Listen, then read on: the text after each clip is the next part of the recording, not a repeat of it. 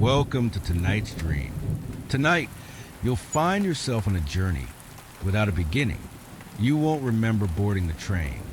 You won't remember where it's supposed to take you. But the rhythm of the tracks beneath you feels familiar. You may have taken this ride before.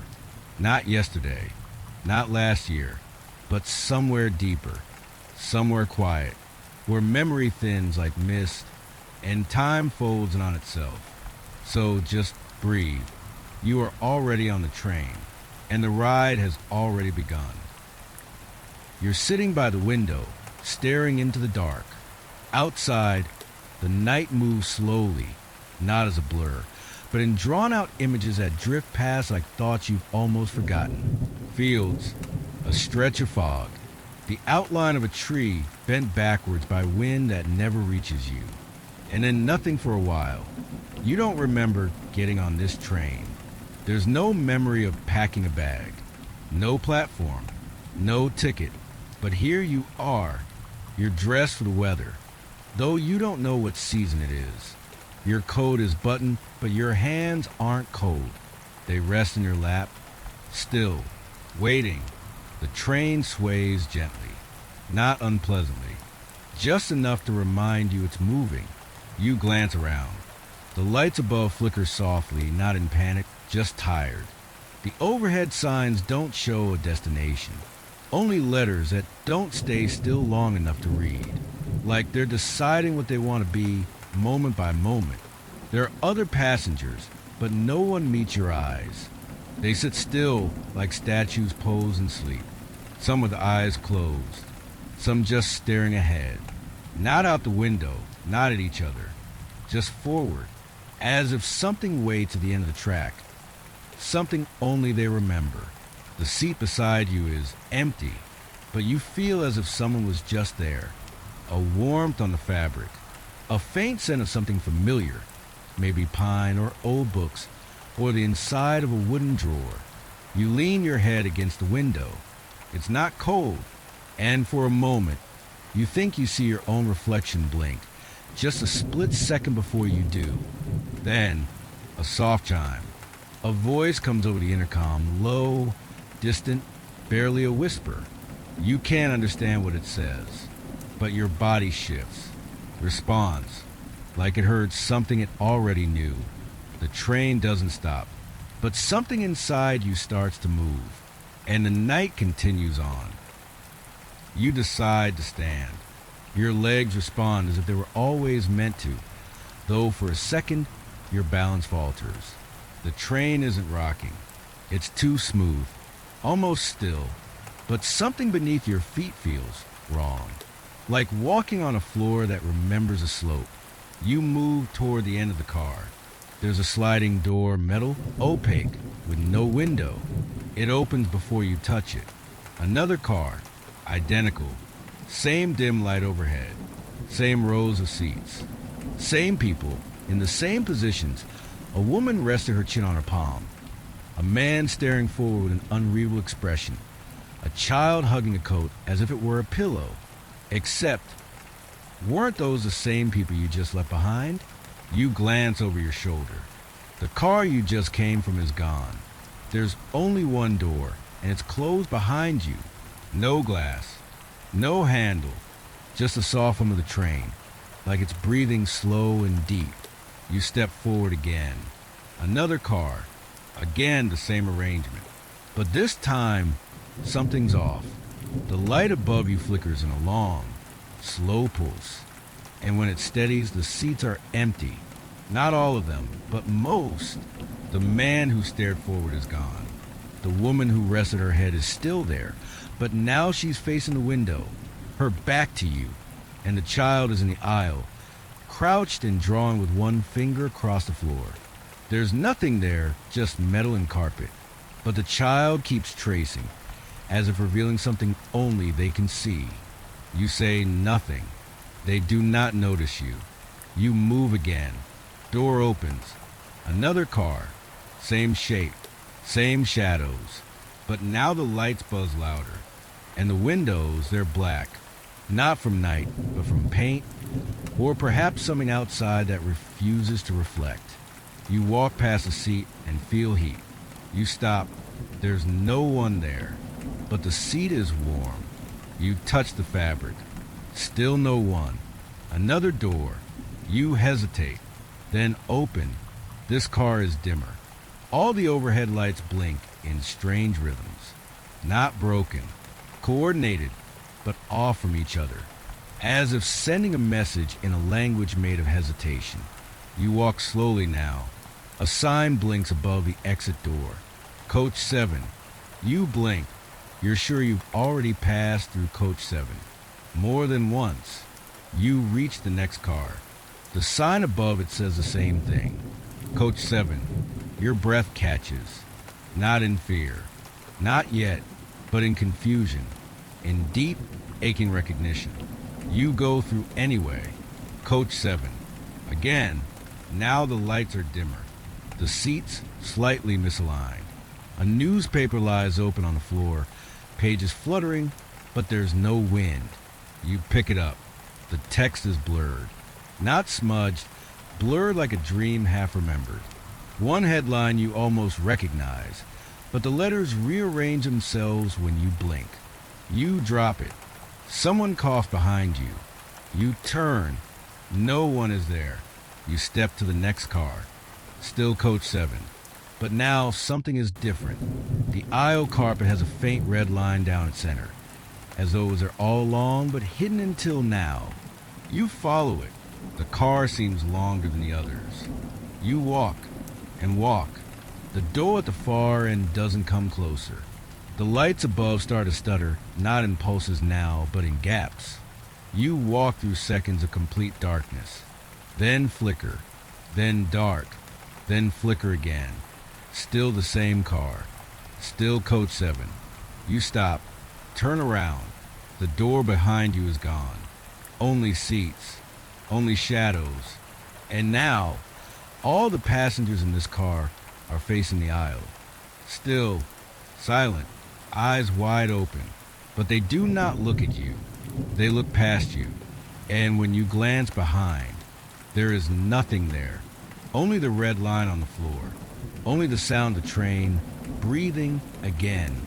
And a number above the door at the far end. Still, Coach 7. You keep walking, though you're no longer sure of the direction. Forward feels the same as backward. The red line on the floor now fades into the carpet, like ink soaking deeper, hiding itself. You step anyway. The next car hums with static. Not sound, but sensation. It tingles at the edges of your teeth. You pause at the threshold. This car is brighter, but not warmer. A sterile, pale blue light hums above your head. Everything feels colder now.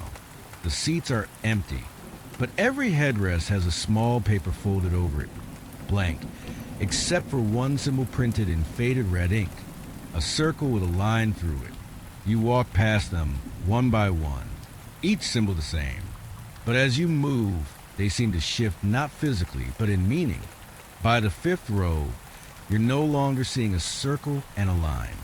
You're seeing an eye, a locked door, a clock with no hands. You stop looking. At the end of the aisle stands someone. A man, or something shaped like a man. Still, arms at his sides. Wearing a long coat, damp at the hem. His head is tilted slightly, like he's listening to a faint sound inside the train's walls. You don't say anything. He doesn't move. You step closer. His face is obscure, not hidden, just unfocused. Like a smudge on glass you can't wipe away. He lifts one hand, slowly, purposefully, and points. Not at you, past you. You turn, nothing behind. When you face him again, he's gone. Only the red ink symbols remain. Now they shimmer faintly. You move on. The next car is darker. The windows here are open, but outside there is no wind. Only stillness, a painted landscape, unmoving. At first it looks like a forest, then a hallway, then rows of eyes. You close your eyes and open them again. The windows now show only fog. You walk slower now. There are other passengers here. 4, maybe 5, sitting at equal distances, each one looking straight ahead, each one holding something, but the objects blur in your vision, shapes you cannot name, forms that refuse to settle. One of them stands as you pass. He walks past you without turning his head. You glance back. He opens the door at the other end and vanishes through. The door doesn't shut. Inside the next car is a different smell. Something like wet stone, like the moment before rain touches metal. The lights in this car are round, hanging low. Each casts a circle on the floor like spotlights, but no light touches the walls. The walls are covered in writing, words scratched, painted, burned, some in English, some in shapes you cannot read, all of them fading toward illegibility, except for one. You read it without meaning to. Do not answer the third knock. You pause. A second later, you hear a sound behind the wall. Knock. You freeze. Another knock. Softer this time. You move. Before the third. Quick steps. Out the far door. Into the next car. You don't look back. This car is silent. Dead silent. No hum of the train. No breathing walls. There's a mirror on each seat back. Not glass, but reflective metal warped slightly. When you look at yourself, you look wrong. Not monstrous. Just misaligned. Your eyes are too far apart. Your face tilts slightly even when your head is straight. You pass one mirror that reflects someone beside you, but when you turn, no one's there. The sign above the door reads, Coach 6. Finally, a change. You exhale, but the air feels thick now. Heavier. You look to your right. There's a map behind a plastic cover. A map of the train. You tap the surface gently. The layout flickers, like it's trying to remember what it's supposed to show. At last, it settles. A line of cars, numbered in order, 1 through 9. You touch the part marked You Are Here. It's Coach 7, even though the sign just said Coach 6. You look back up. The door sign has changed. It now reads, Coach Infinity. You stare at the sign above the door, Coach Infinity. The symbol pulses faintly, as if backlit by something alive. You don't remember opening the door, but you're already stepping through. This car is quiet like the last, but colder, and strangely, the windows here are different. They aren't sealed. You reach for the latch. It resists at first, like it hasn't been touched in years. But then, with a soft click, it gives way. You slide the window open, expecting wind, but there is none. Only a stillness that presses in. You lean out slightly. Outside, a dense forest. Dark trunks rising into even darker leaves. No path, no light, only trees. But the train is still moving. Or at least it should be. Yet the trees do not pass. They stay in place, as though painted onto glass. You blink, and the trees are gone. Now there is a city. Skyscrapers made of stone instead of glass. Windows with no light behind them. Sidewalks too narrow for people. The streets are filled with still cars, all facing different directions, as if they stopped mid-turn. You close the window halfway, then open it again. Snow. The world outside is blanketed. A slow flurry tumble from the sky, though the sky itself is completely black. No moon, no stars, only snow falling from nothing. You close the window, turn. The cabin stretches longer than before, as if your steps didn't carry you forward, only deeper. You pass a row of seats. One of them is warm. You feel the heat from the cushion, though no one is sitting there. You touch it, a soft vibration underneath. A hum, like a voice you almost understand. Then it stops. The next row has a curtain drawn. You hesitate, then pull it aside. There's a small compartment inside, not part of the train's layout. A booth, old leather walls. A single red chair, worn and cracked, and a telephone, black, rotary dial, receiver off the hook. It's buzzing, a soft static, steady and low. You put the receiver to your ear. Nothing, no voice, but a tone begins, not a ring, a slow, rhythmic tone, like a heartbeat but mechanical. You put the receiver down. It keeps humming anyway. You step out. The next seat has a mirror again, but this one is covered in frost. You reach out and wipe the surface with your sleeve. Your reflection stares back. Same clothes, same face, but your mouth is moving. You're saying something silently. You press closer. The reflection raises its hand and taps the glass once, then twice, then stops. You wait. A third tap doesn't come. The air grows heavier again. You move quickly now, past empty rows, past flickering lights, past doors that no longer have handles. And then a break, a window open again. You didn't open this one. Outside is the water, not a sea, not a river, just water, still and black, stretching in every direction. No waves, just the faintest ripples that seem to react to your breath. You close the window. It doesn't latch. You leave it. The final rows of this car are missing. Instead, the aisle opens into a small, round chamber. The floor is tiled like a bathroom. The ceiling curves low, and on every tile is a word. Dozens, hundreds, all in different scripts. You scan them. One word pulses faintly. Remember. You blink, and now the word is gone. In its place, return. You turn around. The aisle behind you shorter now. The seats compressed, like a dream trying to clean itself up. You walk back toward the car door. The sign above it still reads, Coach Infinity. But something has changed. There's no handle, no latch, only a small red button beside the frame. You press it. The door slides open silently. You step through. You step into the next car. For a moment, you pause. It looks familiar, not in the vague way dreams often repeat themselves, but exact. The scratches on the window, the torn cushion 3 seats in, the soft flicker of the third overhead light. You've been here before. You walk forward slowly. Your hand brushes the fabric of a seat you remember touching. Still warm, still humming. You glance to your left, and the curtain is drawn again. The same booth, the same rotary phone.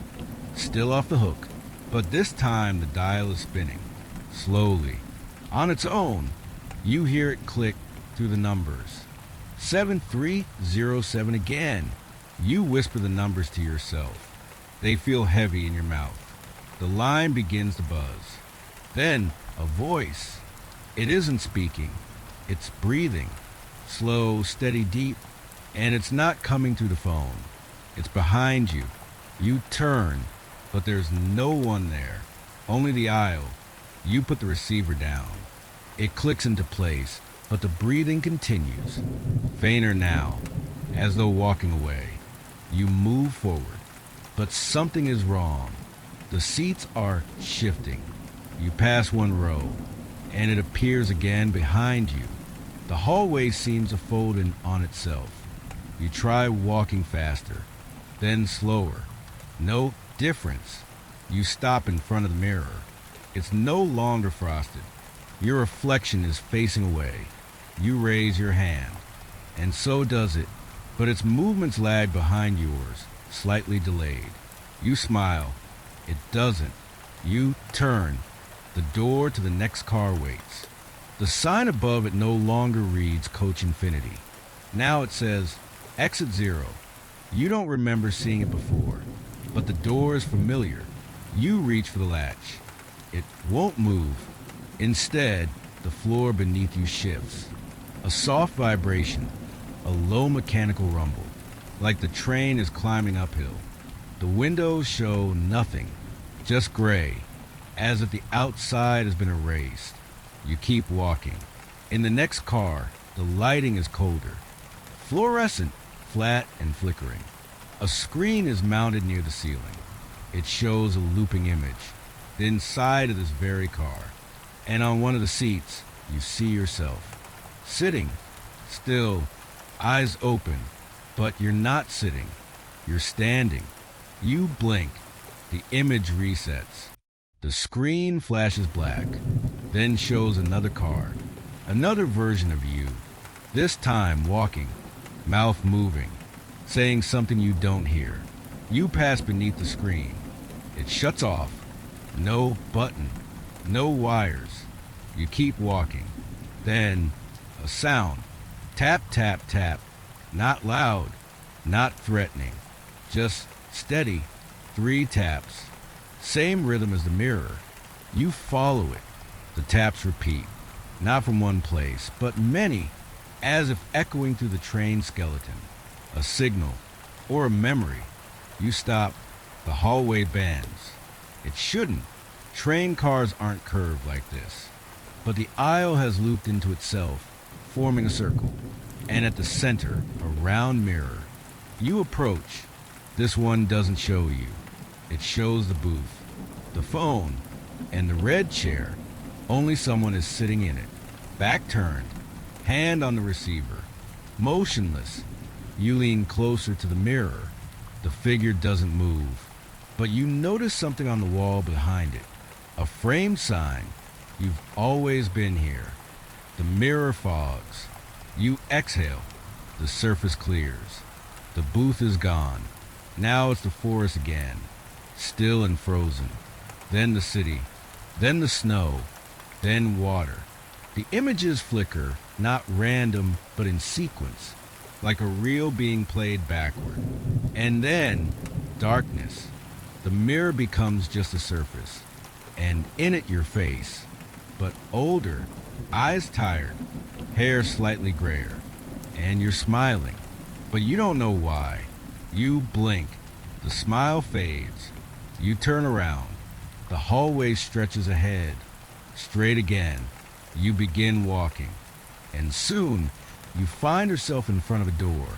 Above it, Coach Infinity, the same symbol, the same slow pulse of light. You hesitate, but you press the button and step through. You step through the door marked Coach Infinity, and everything slows. There is no immediate change, no jolt, no shift in light. Only a faint awareness that something has quieted. Inside and outside, the train is still moving, or at least it feels that way. But you don't hear it anymore. The hum beneath your feet gone. The soft clatter of metal against track silent. Even your breathing sounds further away, as if the air no longer carries it. You walk down the aisle. The windows here are darker, tinted, perhaps, or maybe the outside has dimmed. Each step feels longer than the last. You glance down. The carpet looks the same, but something about its pattern repeats unnaturally. You step again, and the same smudge of ash appears beneath your foot. You try stepping to the side. The smudge is there, too. You stop. At the end of the car, a small lamp flickers. Not overhead, but set on the floor beside a closed door. Its light pulses slowly, like it's breathing. You move toward it. The air feels thicker here. You pass a row of seats. Then another, each one empty. And yet, you feel like you're walking past people, as though memories are sitting there, perfectly still, watching you. You reach the lamp. It turns off. You look at the door. It has no handle, just a mirror embedded at eye level. You stare at it. Nothing stares back. It doesn't reflect. It absorbs. The surface is dark, matte, like stone, but it's cool to the touch, smoother than glass. You press your palm against it. Nothing happens. No movement. No sound. Only the soft pressure of silence pushing back. You let your hand fall, and then you hear something. A soft hiss, like a breath drawn between teeth. but not yours. You turn, and the car behind you is no longer lit. In fact, it's no longer there. Where the door should be, there is only wall. You look back toward the mirror. Now it shows something. Not your face, not the aisle, but a room, small, wood paneled, a single overhead light, and in the center, a table with 6 chairs. One of them, the furthest, is pulled slightly back. You recognize it. It's the same room you dreamed of last month. The one you didn't tell anyone about. The one with the missing 6th guest. You blink. The mirror goes dark. The train shifts beneath you, barely, like a breath released. You realize you're standing still. You've been still for some time now. The motion of the train was memory, not movement. You sit down slowly in the nearest seat. It gives slightly beneath your weight. The cushion is warm, as though someone just left it. You rest your hands in your lap. The lights dim further. Outside, the window has turned gray. Not from fog, not from night, but from forgetting, like the world outside has been unwritten. You listen. Nothing moves. Even your thoughts feel slower now. You wonder how long it's been. You wonder if time ever really passed at all. You lean your head back. Somewhere far away, you think you hear a sound. 3 soft taps. But you're not sure where they came from, or if they came from you. You must have closed your eyes, just for a moment. But when you open them, you're not sure what has changed. The seat beneath you feels colder now. The air still, too still, like the train has exhaled its last breath. You stand up, no sound. You walk slowly down the aisle, each footstep absorbed by the hush. The windows are blank now. No scenery, no fog, no anything. Just an endless wash of light gray, like old paper. You pause at a doorway, but there's no door.